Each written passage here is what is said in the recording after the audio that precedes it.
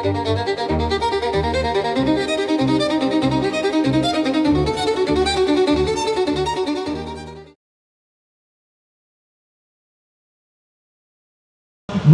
buntag kanatong tanan.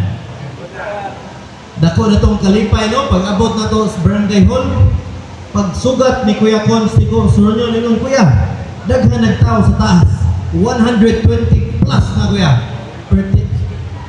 Perting lipayan na to, kaya nakita dyan na to no nga, daghan o gunumanon ni appreciate sa effort ni gibuhat na to karon, nga karon administrasyon na to kaigsunan, di na joy peso office ang barangay Gunok.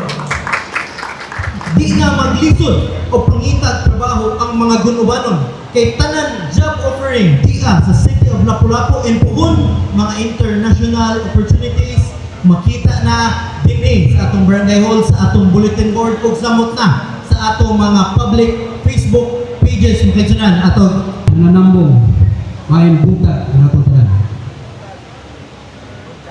Isip Chairman Committee on Livelihood mga kaigsunan, dako kayo namong kalipay. Diin nahatagan o katumanan ang among pangandoy ni Kuya Club nga mahatagan o satellite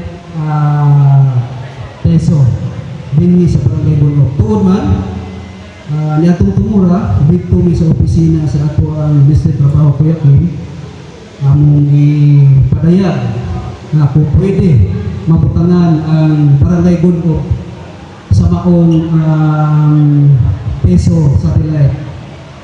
Lipay kayo nga si Kuya Kim wag magduha-duha mihatag gayud og pagtugot para mapahigayon ang maong programa diri sa ato ang barangay. Hapon sa hapon ang taga-Dole. Karong adlaw do na kitay gipang-invite na napulo ka mga employers, local employers na hatag kanato og 1,862 ka mga job vacancies. And as of 9:30 in the morning, doon na kitay 5 ka buok mga na-hired on the spot. Ato silang pakpakan. Congratulations sa 5 ka mga na-hats karong adlaw. Ang paghimo nato og barangay peso usa kini ka innovation nga ikan sa to ang Lapu-Lapu City Government.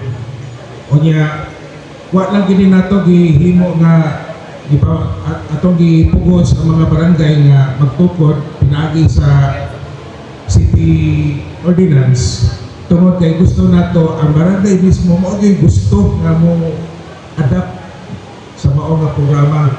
Muna nga sa pagkaron doon na 8 ka mga barangays na doon na mga peso sa ilang kasatagsa ng mga barangay, no? Ato na sa Gaisano Grand Mall sa Pasak. Doon na tayo dako mga local job fair. We will be inviting mga 30 kabu companies, no, during the July 17 job fair.